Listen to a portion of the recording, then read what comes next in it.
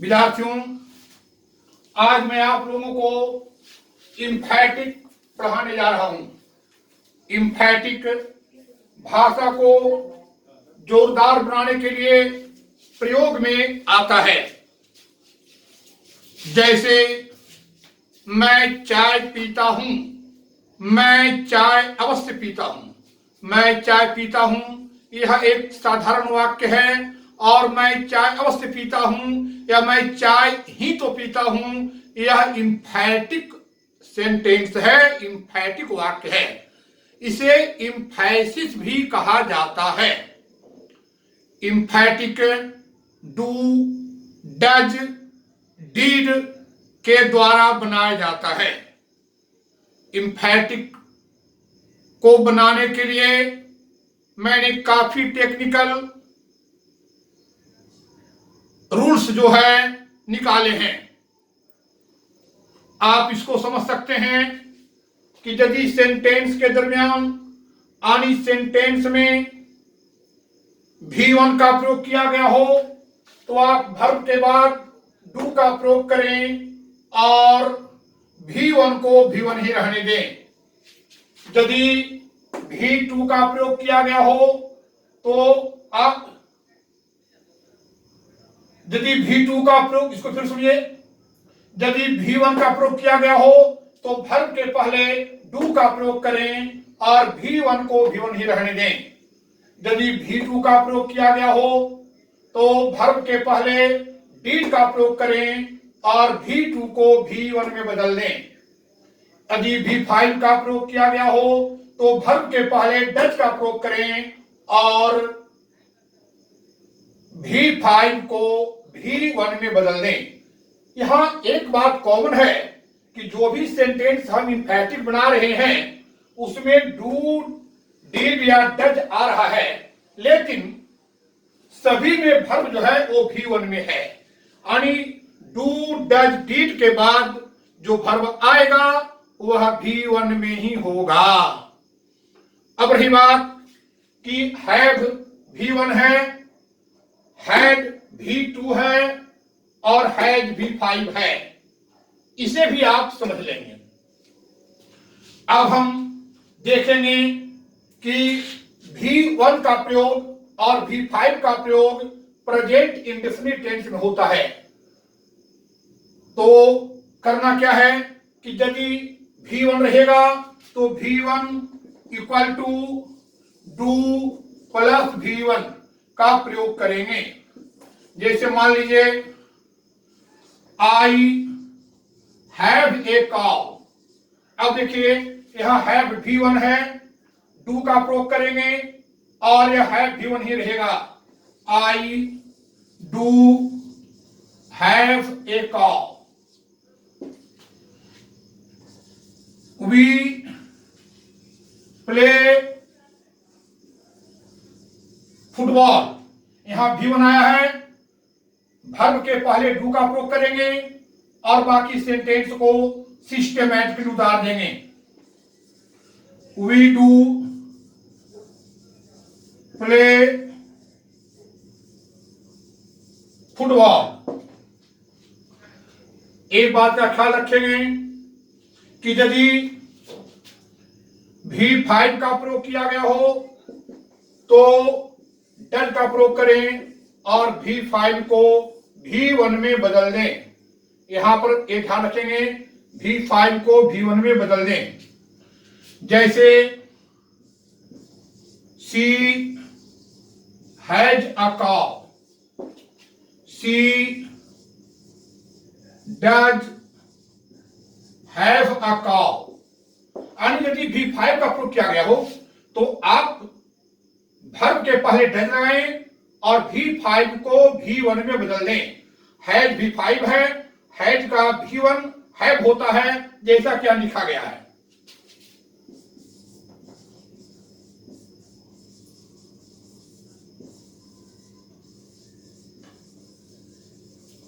Ram plays football. यहां पर V5 pledge है, वर्ब के पहले डज का प्रयोग करें और V5 को V1 में बदल दें। Ram does play football. तो स्पष्ट हुआ कि यदि V1 का प्रयोग किया गया हो तो वर्ब के पहले डू का प्रयोग करें, बाकी सिस्टमेटिकली उतार दें।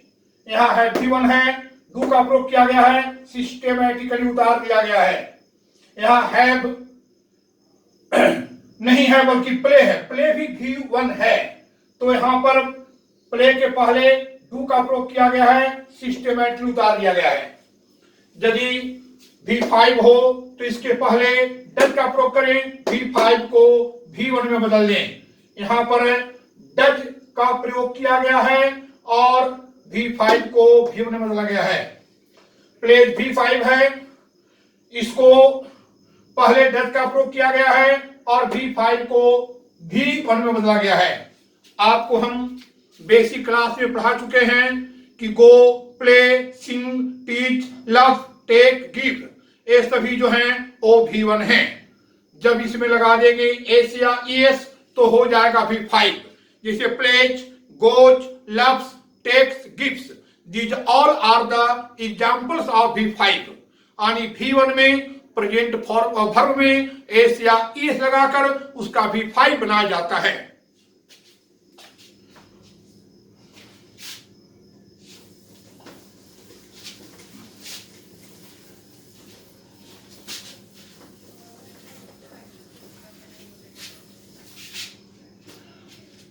नेक्स्ट V2, यानी यदि सेंटेंस में V2 का प्रयोग किया गया हो तो हम उसे किस प्रकार से इंफैटिक बनाएंगे, इसके बारे में मैं आप लोगों को पढ़ाने जा रहा हूं। V2 का प्रयोग सिंपल पास्ट टेंस में यानी पास्ट इंडेफिनिट टेंस में किया जाता है।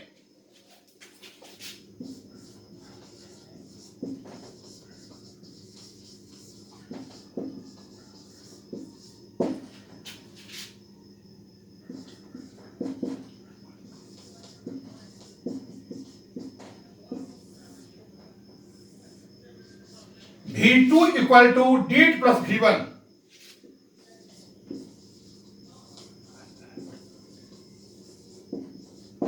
I had a radio, यहां had V2 है, इसके पहले did का प्रयोग करेंगे और had का V1 क्या होगा, have होगा, तो इसे V1 में बदलना है। I did have a radio।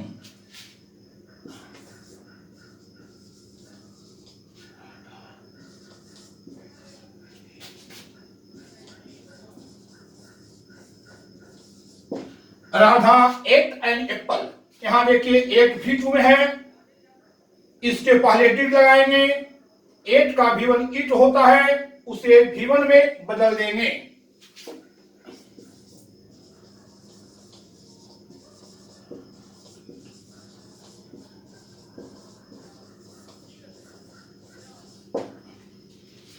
तो इस प्रकार से स्पष्ट हुआ कि यदि V2 रहे तो did का प्रयोग करें और वर्ब को V1 में बदल दें। यहाँ had V2 है, did का प्रयोग किया, had को had बदला जो कि had का V1 है। एक V2 है, did का प्रयोग किया, एक को it बदला क्योंकि एक का V1 it है। तो पास्ट इंडेफिनिट टेंस में यदि सेंटेंस होगा तो हमें उसे इस प्रकार से इंफैटिक बनाएंगे।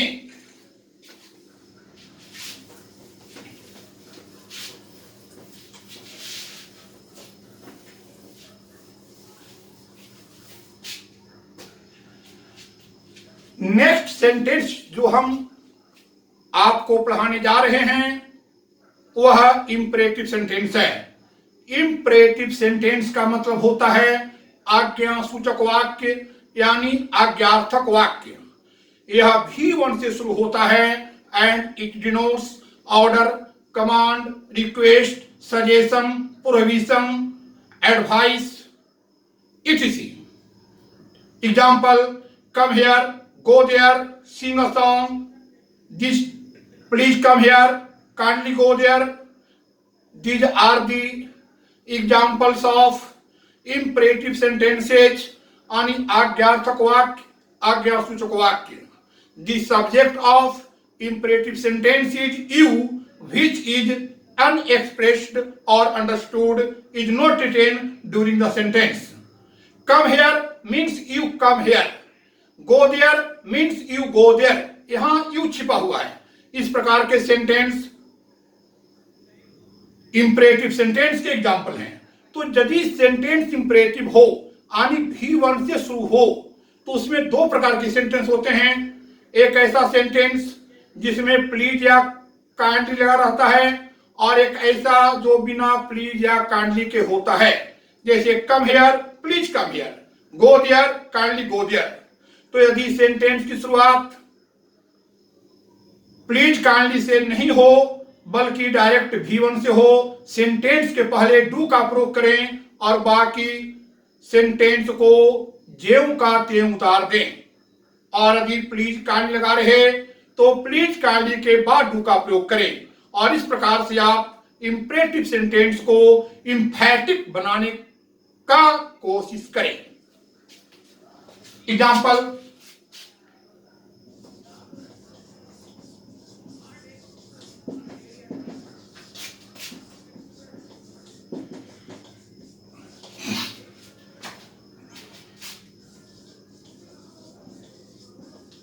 कम हियर सिर्फ डू लगा देना है, do come here.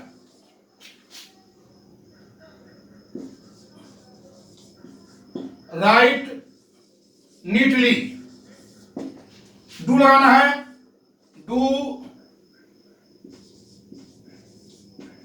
Write neatly. Go there, go there at once, do go there at once। यदि सेंटेंस में प्लीज या काइंडली लगा रहे तो आप डू का प्रयोग प्लीज और काइंडली के बाद करें। Example, please come here, please do come here, kindly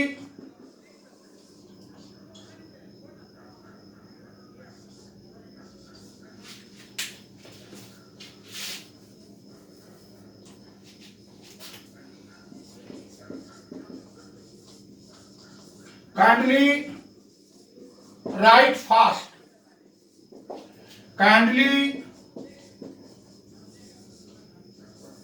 do right fast.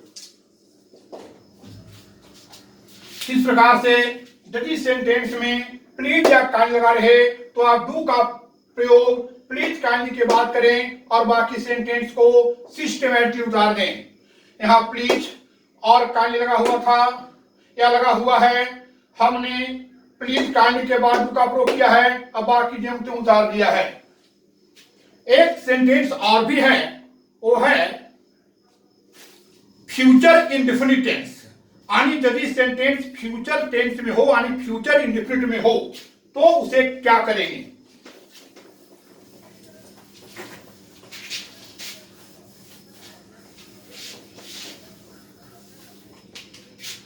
Future indefinite,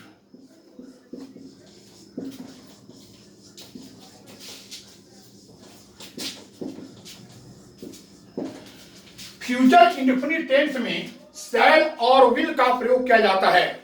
इसे इंफैटिक बनाते समय जहां शैल हो वहां विल कर दें, जहां विल हो वहां शैल कर दें। यानी फ्यूचर टेंस में आई और बी के साथ शैल का प्रयोग होता है और इसके अतिरिक्त जो सब्जेक्ट्स हैं you, he, she, it, name, they, वहां विल का प्रयोग होता है। तो आप आई और बी के साथ विल लगा दें और बाकी के साथ शैल लगा दें। यानी जहां शैल हो उसे विल में कर दें, जो विल हो वहां शैल कर दें। जैसे I shall go there. यहां shall किया गया है, I have to change it into will. I will go there. We shall play football. We will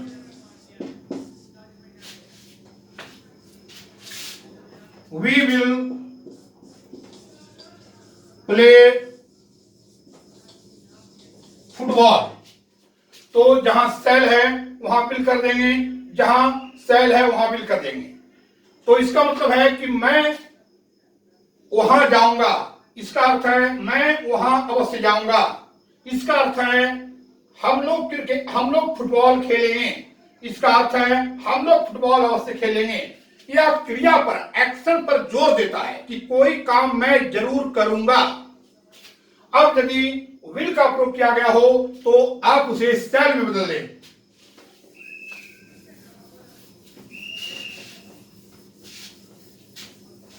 जैसे you will take tea, you shall take tea. Radha will love you, Radha shell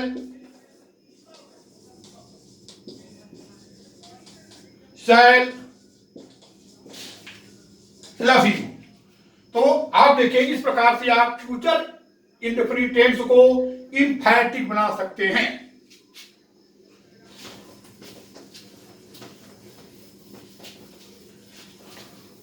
next, इंफैटिक का just opposite होता है non इंफैटिक।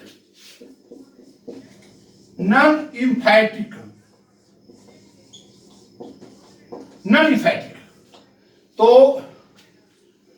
अभी आपने इंफैटिक बनाने में do, does और did का प्रयोग किया था। अब यदि सेंटेंस इंफैटिक रहे और उसमें डू, डज, डिड का प्रयोग किया रहे, इंफैटिक सेंटेंस हो, तो आप चुपचाप डू, डज, डिड को हटा लें। डू को हटाएंगे तो चुपचाप डू को हटा लें, कुछ भी नहीं करना है, बाकी सेंटेंस को सिस्टमैटिकली उतार देना है। जैसे I do play cricket, I play cricket. Do come here, come here. Please do come here, please come here. I do have a cow, I have a cow. यदि डज का प्रयोग किया गया हो तो आप डज को हटा लें और वर्ब को भी 5 कर दें। जैसे she does like you, she likes you. He does play cricket, he plays cricket. Rekha does have a cow, Rekha has a cow. यदि सेंटेंस में डीड का प्रयोग किया गया हो तो आप डीड को हटा दें और वर्ब को भी टू में चेंज कर दें। जैसे I do have a radio, I had a radio. इसको फिर लिखिएगा, I did have a radio, I did have a radio, I have a radio. She did play cricket, she played cricket. Rekha did go there, Rekha went there. तो इस प्रकार से बनाना है कि यदि डू का प्रयोग किया गया हो तो आप चुपचाप डू को हटा दें, बाकी सेंटेंस को सिस्टमैटिक उतार दें। डज का प्रयोग किया क्या हो, आप डज को हटा दें, वर्ब को भी 5 कर दें। और डीड का प्रयोग किया गया हो, डीड को हटा दें, वर्ब को भी 2 कर दें। अब आप एग्जांपल देखिए। जैसे एग्जांपल है फर्स्ट टाइप सेंटेंस डू का, जिसे मान लीजिए है तो I do play football,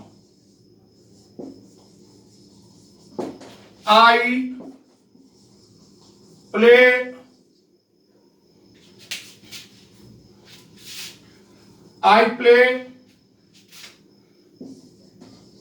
football. Do come here, come here, do को हटा देना है, please do go there, please go there.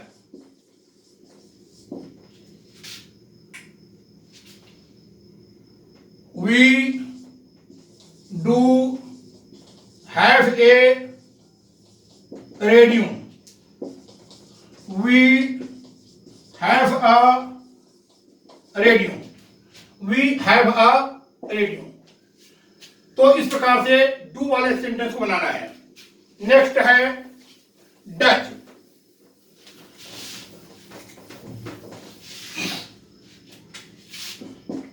यदि डच का प्रयोग किया गया हो तो डच को हटा देंगे और वर्ब को भी फाइल में बदल देंगे। जैसे she does have a cow, she has a cow, Ram does love you, Ram loves you।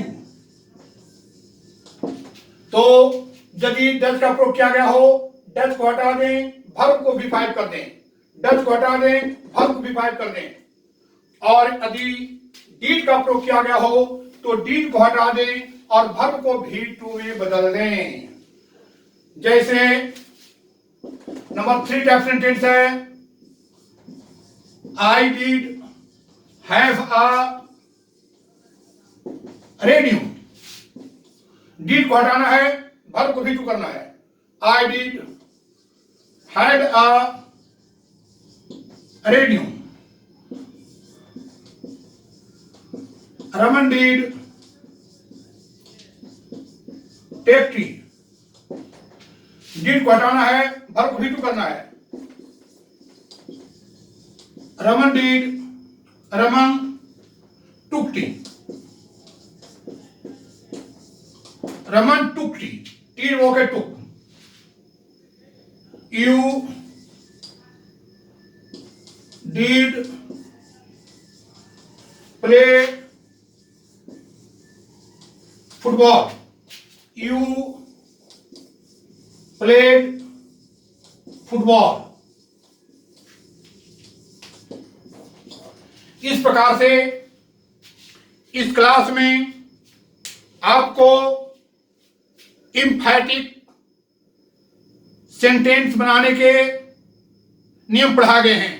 यानी साधारण वाक्य को आप किस प्रकार से इम्फैटिक बनाएंगे वो बता दिया, और इम्फैटिक सेंटेंस को किस प्रकार से सिंपल सेंटेंस साधारण वाक्य में चेंज करेंगे वो बता दिया। इसके साथ ही ये इम्फैटिक और नॉन इम्फैटिक के जो रूल्स थे वो खत्म हुए। Thank you, be happy. फिर मैं आपको अगले क्लास में अगले टॉपिक के साथ मिलूंगा। सी यू अगेन।